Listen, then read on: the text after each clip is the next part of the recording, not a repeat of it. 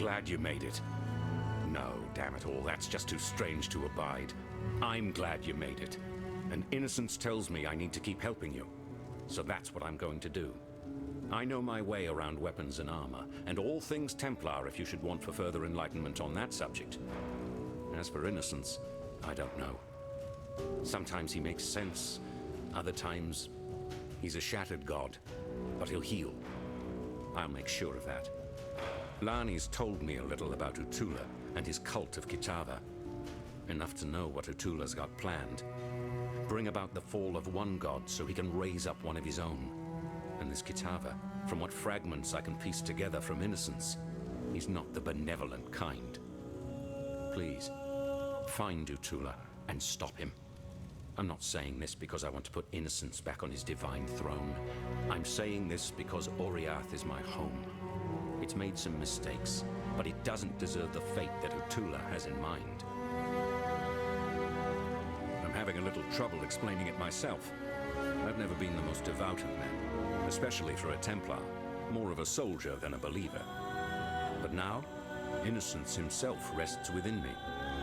His voice is weak, barely a whisper, yet still he has the power to keep us safe from Kitava's hunger. At least for now.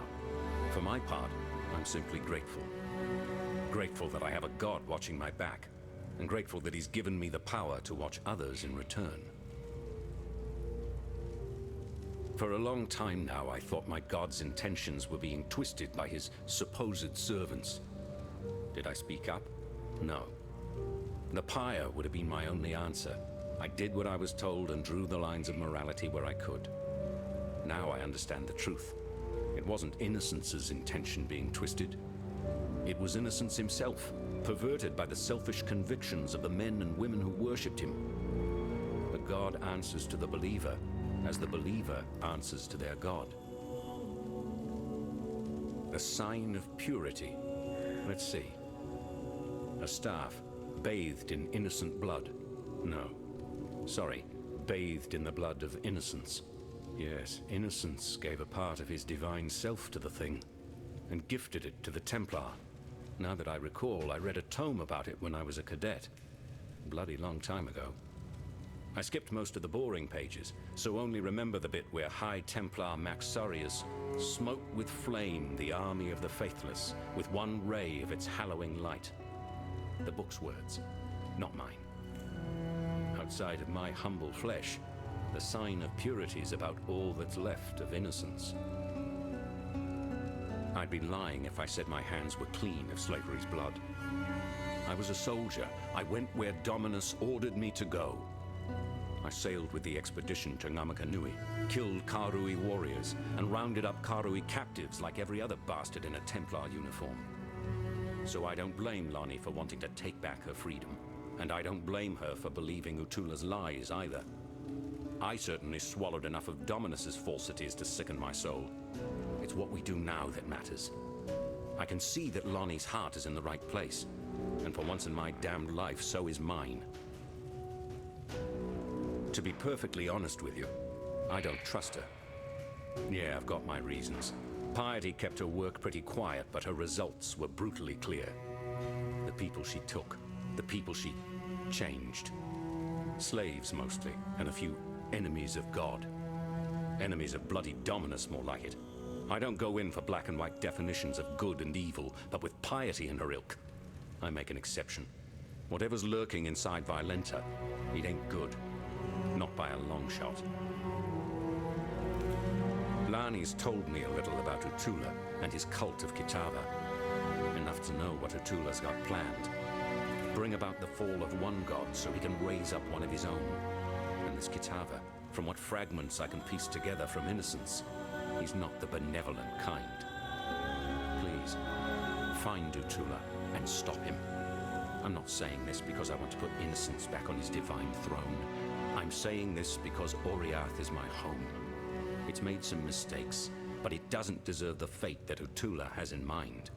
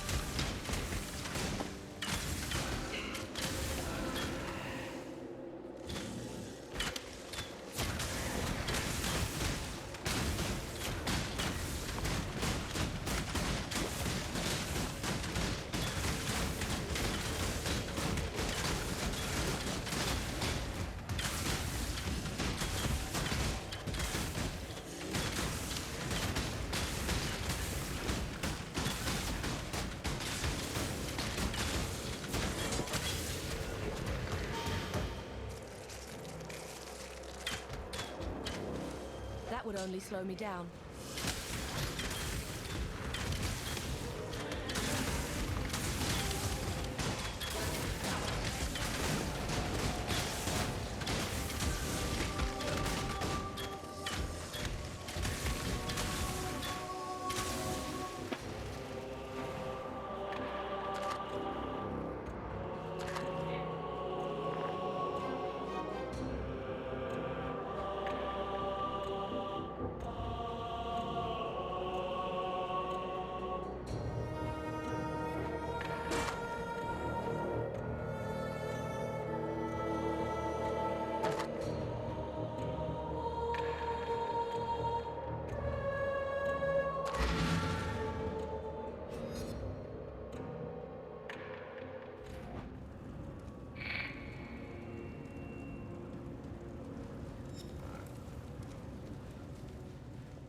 What do you need?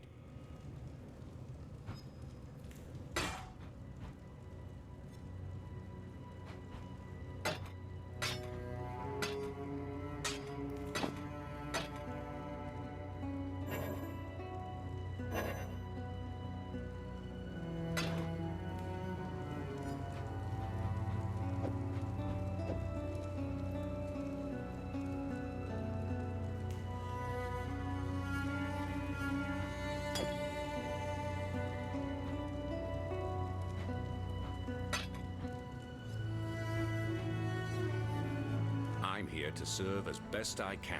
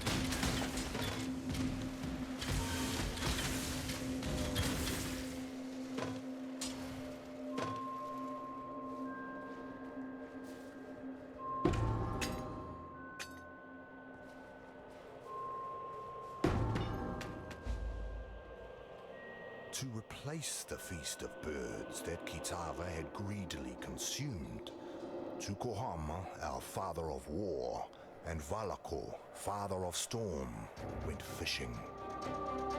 Although Kitava was blind, he could still cast his line and feel when a fish took his baits. So, Tukohama and Valakor took him with them on Tukohama's mighty canoe.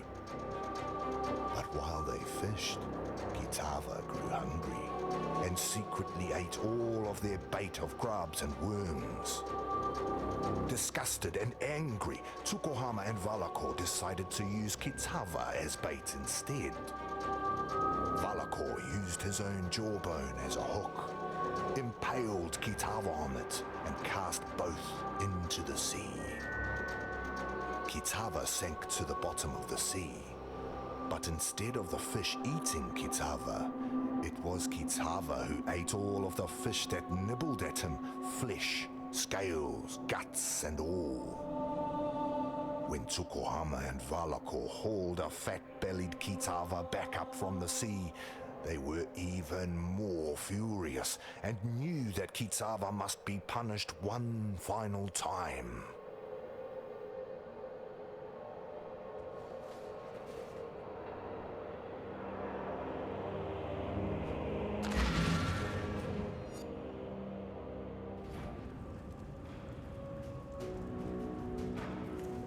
Yes.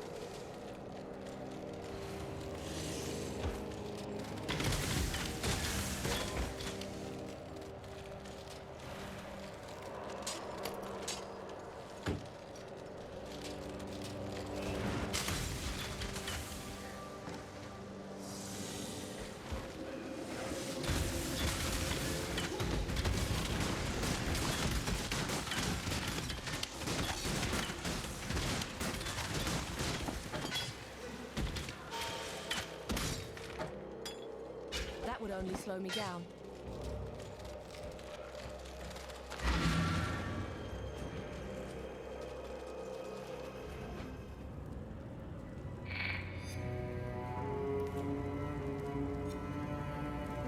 Yes?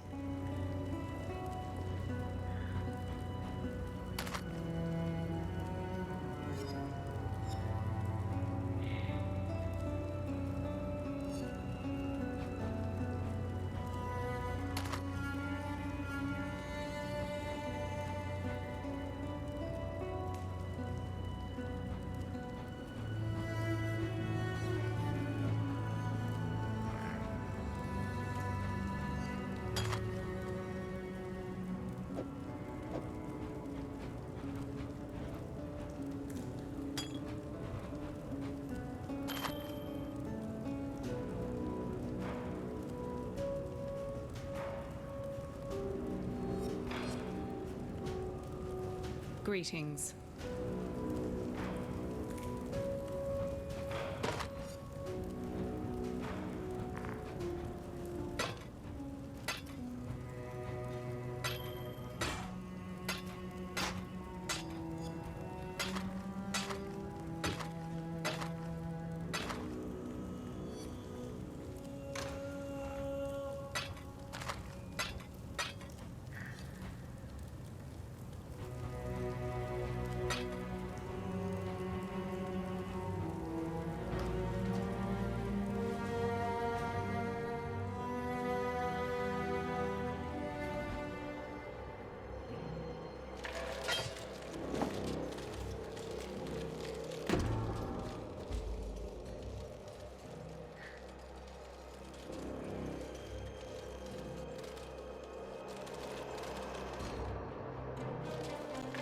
To Kohama, our father of war, and Valakor, father of storm, took Kitava to Hinekora, mother of death.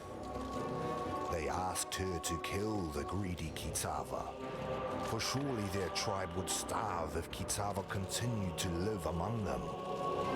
But Hinekora refused, for death would not teach Kitava the lesson he needed to learn.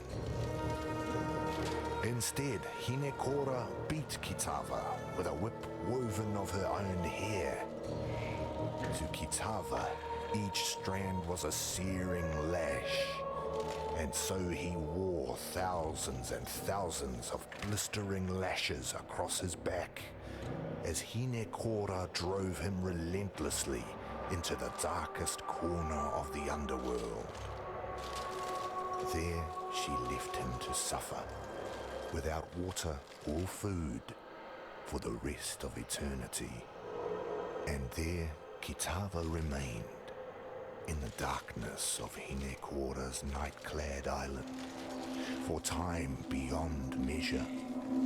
There he suffered, waiting for the day that he could return to the world of light, to slake his scorching thirst and satiate his ravening hunger.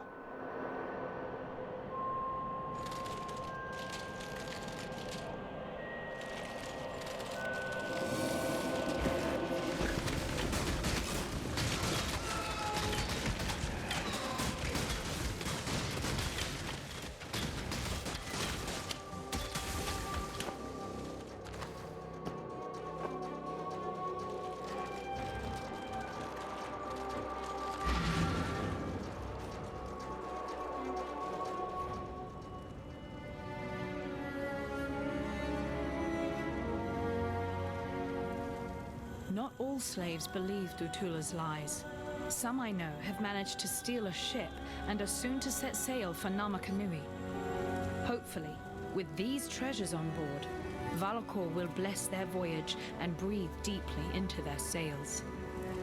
No, I'm not going with them. I helped bring this curse down upon Oriath, so I'll help save what little there is left to save. Here, take something, in thanks for your part in preserving the Karui Way.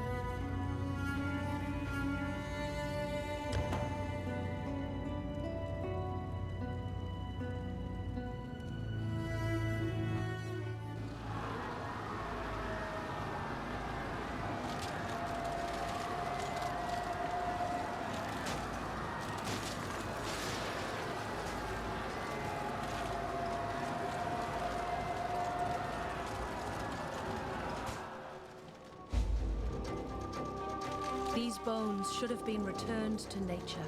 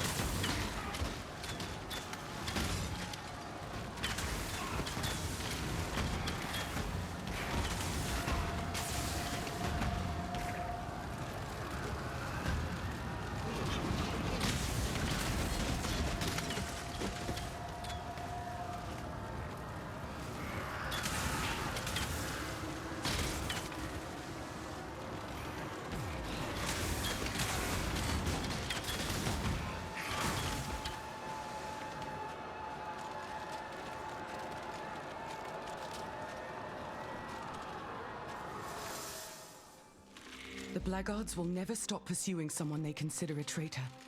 I'm a danger to everyone around me and not long for this world if I can't find a place to hide. This seems like a good area to build a hideout, but it's filled with monsters. Can you clear it of everything dangerous?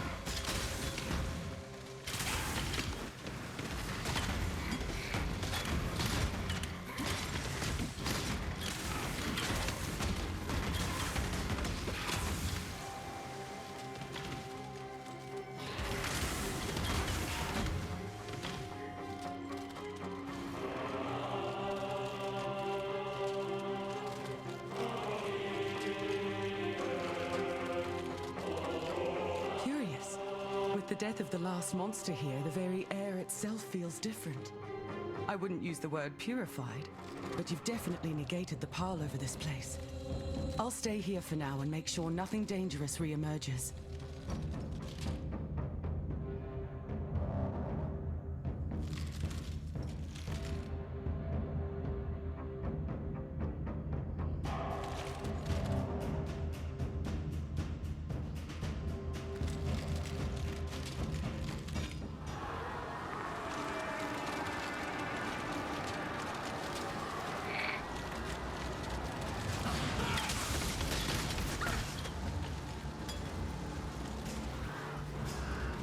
Did you think our vengeance was done, Savior? Oh no, it has only begun.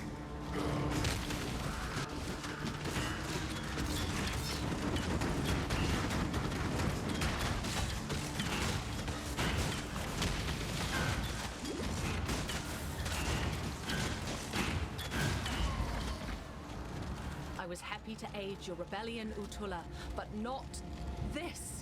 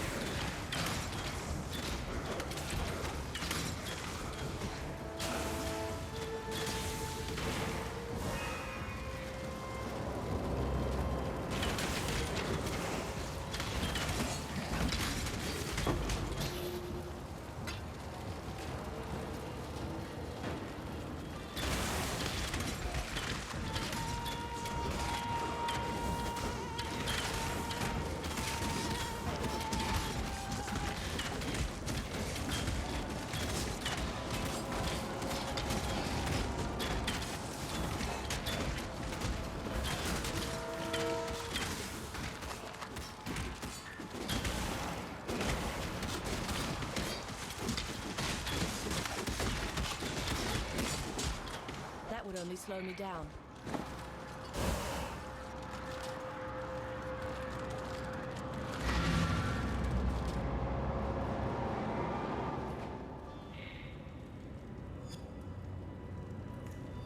Freedom comes to those who fight.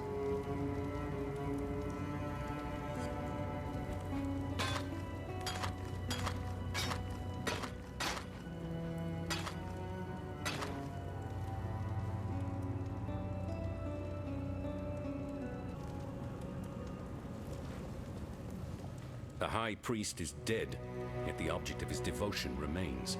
There's no doubt you did all right bringing that man-turned-monster to heel, but you weren't able to stop him fishing his master out of a river of blood. Damn. Sorry. I never could get the hang of boosting morale. Didn't seem right to polish the edges off harsh facts. Probably why I never made captain. Still, I've been poking around here for a bit and have turned up Utula's stash. Quite the magpie he was. So here, help yourself. When it comes to hunting a god, I suppose every little bit helps.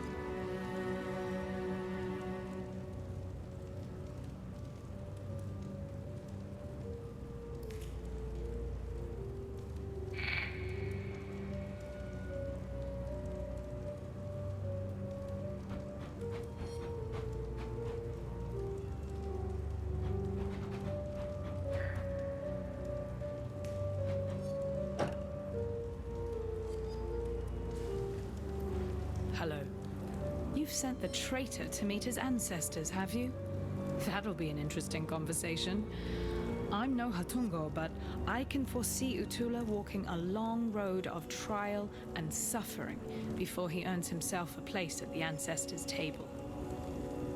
And just as Utula's journey continues, so does yours, right into the jaws of Kitava. I don't profess to understand the mind of a god, but I know the stories. Kitava is patient. He waited in the darkest pit of Hinekore's realm.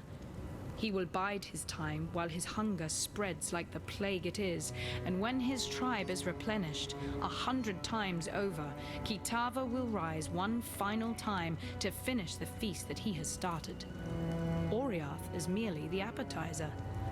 There's a whole world out there for Kitava to taste. You've proved that you're a hero who can slay legends. Let's see if you can kill a god. Bannon is unexpected. At least, he's not the sort of Templar that I'm used to dealing with. His ideas about innocence almost make sense to me. The way he worships innocence and receives such power in return, it's like his devotion actually brings out the best in his god. But how is that possible? A god is a god. They bless us and they punish us, not the other way around. Yet for Bannon, somehow it's different. The King's Feast is an ancient ritual born of less enlightened times. Long before the Karui followed the way, one tribe would conquer another and a feast would be prepared for the triumphant king. The main dishes of this feast were selected carefully for the sweetness of their nature and the tenderness of their flesh. You see, when the conquered fills the belly of the conqueror, two tribes become one. And that's what's happening out there in Theopolis right now. The tribe of Kitava is feeding upon the tribe of Oriath, and the feast won't end until two tribes become one. Remember what Utula said about Kitava? He is the tormented one, destined to rise up from the darkness, and we, his children, rise with him. It was there all along, in eyes too bright and smiles too wide. Cunning concealed by kindness. Conquest wearing the mask of freedom. I didn't see it because I was looking for something else. Hope. The cult only wanted what it's always wanted. To be born again in their father's image. They are Kitava's children, the first of his tribe. Unless you do something about it, they won't be the last.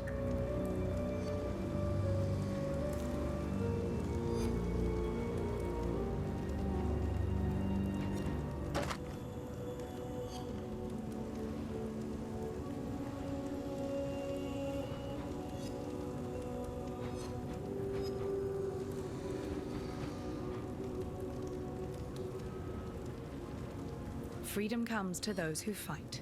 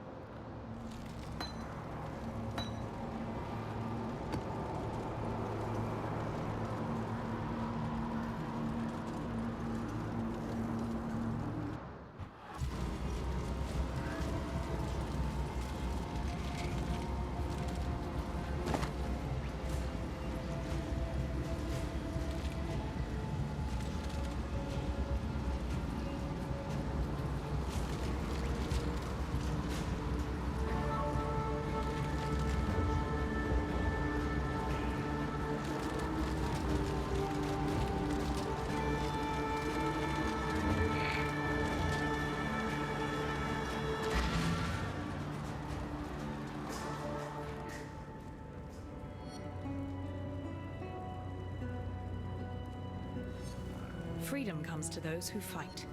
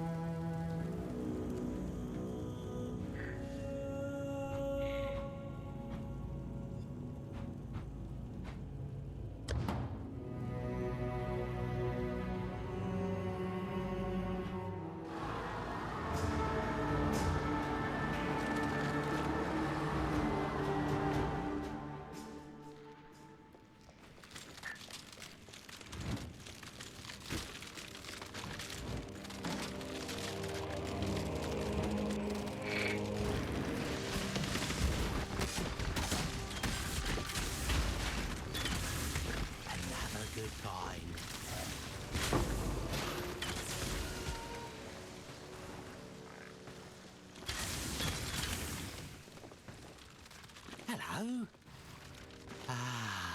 This is the stuff. Good nose, Exile. You find more and I'll come right over. Don't touch it, though. Stuff will send you mad without the right precautions.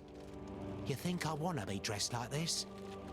Tell you what, how about we take a look around my mine? Talk to me. Stay in the light.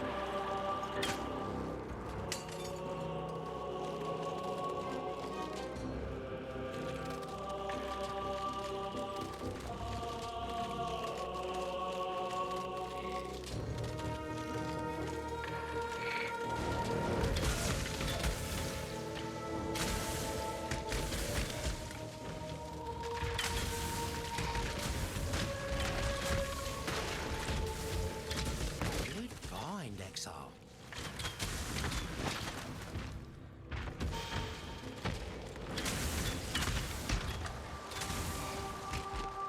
Greetings.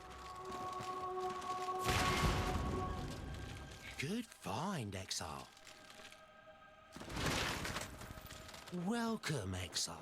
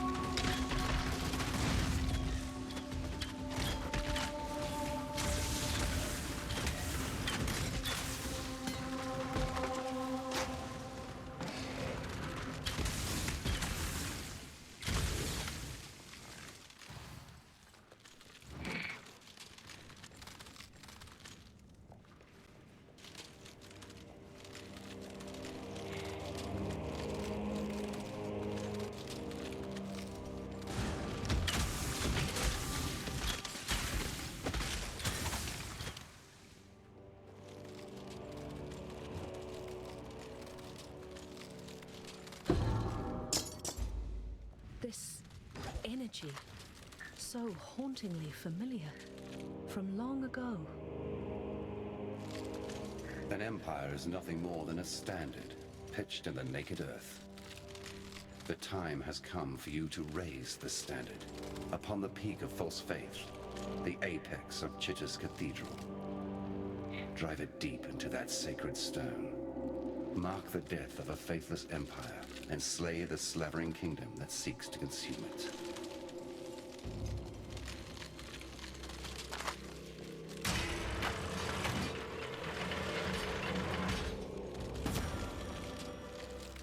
We may just discover the truth of this world.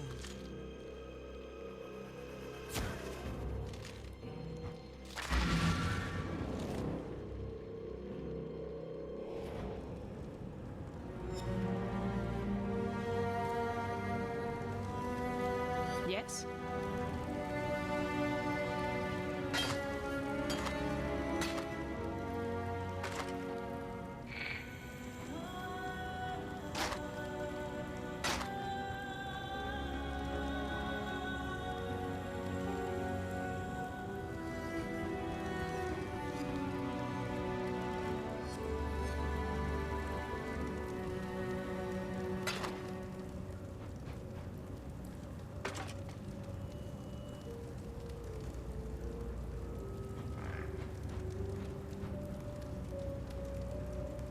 Freedom comes to those who fight.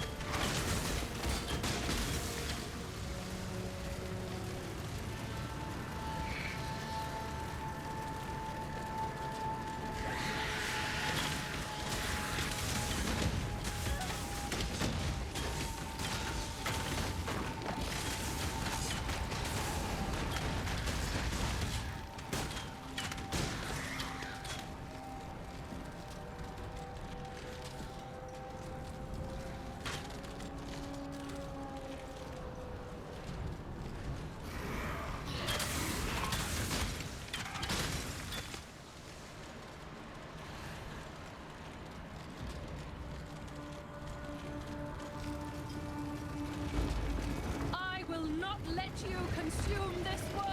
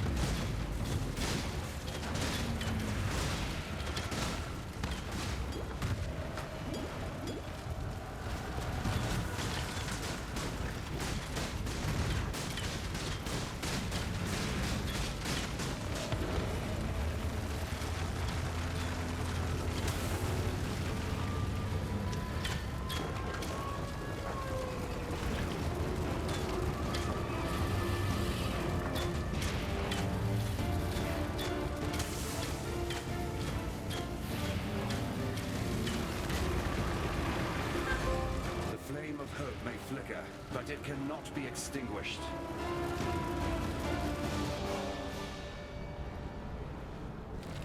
There is no shame in falling to a god. Shame lies only in refusing to rise again. You shall soar. That much I'm permitted to foresee. You shall ascend to the peak of your loftiest mistake, and from there you shall pluck a single surviving hope from the jaws of immortal despair.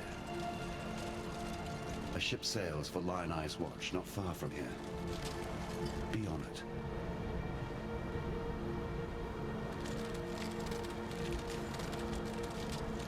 Need to hone my skills.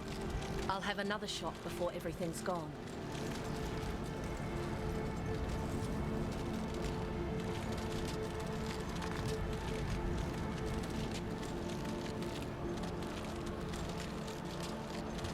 I'm Captain Lily Roth, and we sail for Rayclast. Better to live in exile than die on this psychotic bonfire of an island. You want to make it out of here? You'd better get on board. But make it quick, 'cause I ain't got time for tears and regrets. Remember, this ain't no charity run. You owe me. Cast off!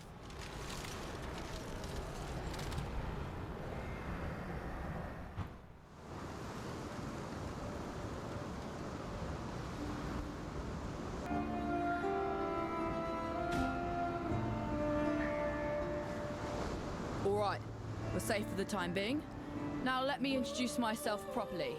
Lily Roth. Yep, I'm one of those Roths. Some call me smuggler, others pirate. Yeah, I prefer the sound of nautical entrepreneur. Came up with that one myself. So you come see Lily if you need something, or even if you just fancy a good chat with a lovely lady. Don't think I'd be forgetting that favor you owe me. In fact, now I think of it, there's certainly a way you can be repaying this most considerable debt. You see, those blasted cultists have been plundering the refugee ships trying to escape Oriath. And if not for my incomparable skill as a sea captain, we'd have met the same fate. But now the drowned dead are watching ashore, and they ain't staying dead. There's been a whole lot of blood, sweat and tears getting these few lucky survivors here in one piece. What sort of captain would I be if I let them get ripped apart by walking corpses? Wipe the Twilight Strand clean of those filthy undead bastards and I'll call us even. Might even throw in a little something extra if you can pull it off.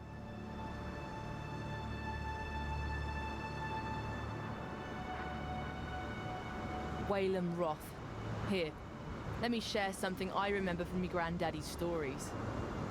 No sooner had the others turned in fear from the great white Leviathan did Waylon load the ballista with his final harpoon. And right then he vowed to sea and sky that he and he alone would be the one to finally kill this bastard son of the Brine King. The ballista fired and the harpoon smote that creature right between the ribs as it made to dive back under the angry sea. Thick clouds of blood bloomed beneath the waves, roses flowering in the black water, and impossible though it seemed, the already shadowed ocean grew darker still. He used the bones of the great beast to reinforce the hull of his ship, Black Crest. Old Rottooth, he's a true legend, a real pirate hero. I can only hope one day my own stories will reach his ears and make him proud of the granddaughter he had to leave behind. Yeah, I knew Tarkley, if you catch me drift. He's got no time for his old bunkmate these days, though. Too gaga-eyed over his lost cause of a fishwife from Nessa. Time was, Tarkley and I would smuggle all about the coast of Oriath. Good days they was. Sweet with rum, nothing but the wind and salt in our faces, freedom in our hearts, and the law on our tails. I could tell he were getting ready to make feet for children's stockings with me, so I cut him loose. Not a spark's chance under the ocean the dreaded Lily Roth's gonna wind up swelling like some drowned carcass. Still, nice to work with that bugger one more time, just for old time's sake, you know?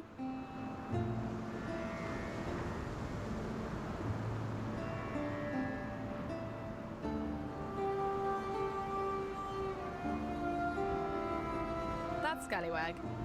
I reckon Bestel thinks I'd be the kind of lass who'll bed down with any sort of rascal. Not too far off, I guess. He is rather sweet, not the most comely of figures.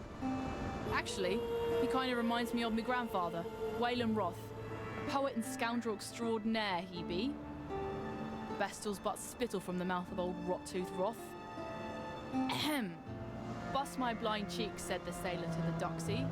She sports her dairy treats afar and relishes her moxie. but a fire ship will sink the broken 'neath the ocean waves. Tip nutmegs a deadly token sends captains to their graves.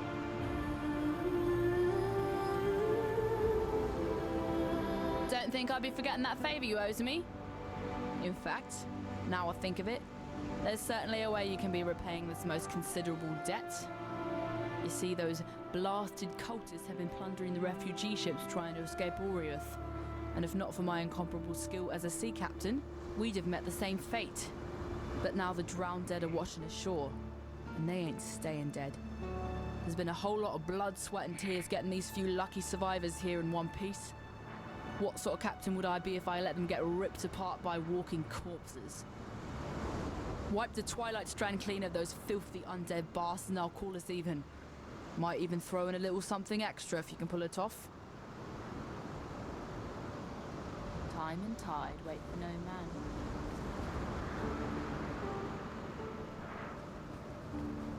Despite your best efforts, Beastslayer, a splinter of hope remains. The very seed that brought my beast into existence. The Dark Ember. Never again shall it birth a life so magnificent as the beast. Yet a residue of that power still lingers. Enough to give us a fighting chance against the ravenous Kitava.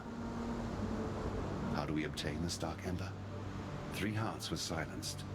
3 hearts must sing again, one last time. In that final flickering of life, our savior's seed shall be born. All I need are 3 fine souls with which to stoke the flames. Chevron of Umbra, Inquisitor Maligaro, Doldry the Dark Tongue. 3 spirits of near unfathomable resilience and vigor, freed with the beast's final exhalation. So let us begin the harvest. Chevron has come home to Axiom. We shall give her the warm welcome she sincerely deserves. If she is to be of any use to us, the Umbra's spirit must be wrenched from her mortal manifestation and lashed to our greater cause. That is your task. For my part, I shall negotiate the terms of her cooperation. With a tragic kiss and lasting embrace, her essence shall pass into me as if she were a sweet breath from the mouth of my lover. It is a sacrosanct sacrifice for all involved. Thankfully for you, all I ask is that you do what you clearly do best. Kill. Ambition is the bane of mortality. It was through ambition that we gods transcended the thick mud and thin blood of our mundane birthrights.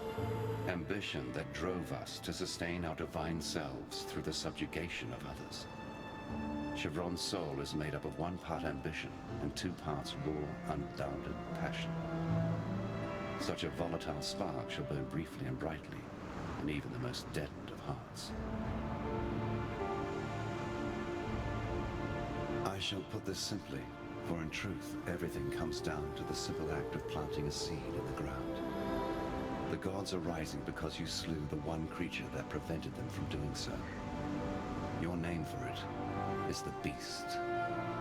It was I who planted the seed in the rich soil beneath Highgate, who nurtured it, who watched it bloom into maturity, even as I succumbed to its mollifying powers.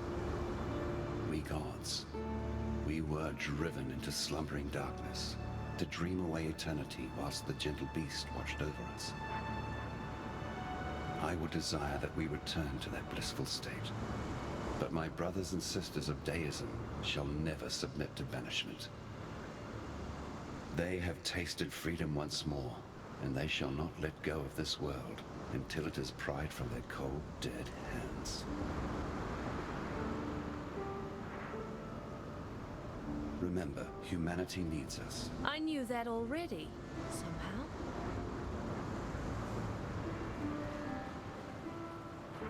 Now there's a pair of eyes I could never forget. If the tales are true, those peepers of yours have seen all the wonders of Rayclast by now. And a few things they likely wish they hadn't. Oh, and no need for us to speak of Oriath. My ears are brimful with the sorrows these wretched companions of yours have been spilling. Now, I'm sure you've noticed that Lion Ice Watch has seen better days.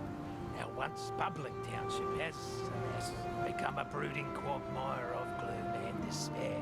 I blame the unrelenting weather. As you know, I am both a humanitarian and a strong believer in the soul-sustaining power of story. Back when I was still captain of the Merry Gull, many days at sea afforded me time to work on my thespian aspirations. I wrote a theatrical epic, a one-man show entitled Cedric and the Buxom Stranger. I sealed the manuscript inside a roll of oiled leather and stashed it in the hold for safekeeping.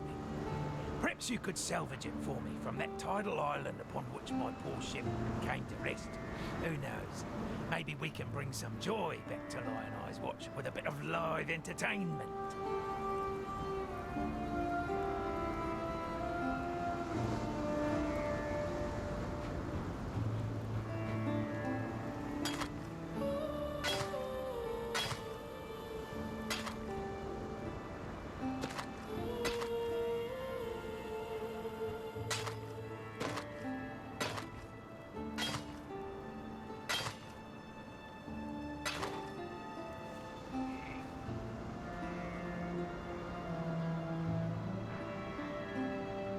First we hear that Oriath has lost its bloody mind, and then you turn up. Doesn't take a scholar to work out how these two events might be connected. I don't know what's going on out there, and I probably wouldn't understand it if I saw it with my own two eyes. What I do know is this. The world we knew, it's gone. Now we have to do our damnedest to make sure we don't go with it. Nessa. I saw her one night, running out across the coast, headed in the direction of the mudflats. Called out to her, but she didn't even turn her head. Maybe she couldn't hear me. Maybe she didn't want to. I don't bloody know. I tried to run after her, but she'd vanished into the darkness before my feet had barely touched the sand. So I tracked her, all the way to the mudflats, and that's when her tracks, they just stopped. No sign of meeting someone or something. No sign of a struggle. It's like one moment she was running and the next, gone. Look, I've heard some things about what you've done. Things that beg a belief. Now you can do this. Please. Find Nessa. Bring her back to us. I wonder how much Lily squeezed out of those refugees from Oriath. Yes, she did risk her life and ship to save them. But I knew the Lily of old, a damn fine smuggler. And that Lily never did a good deed that didn't also turn a profit.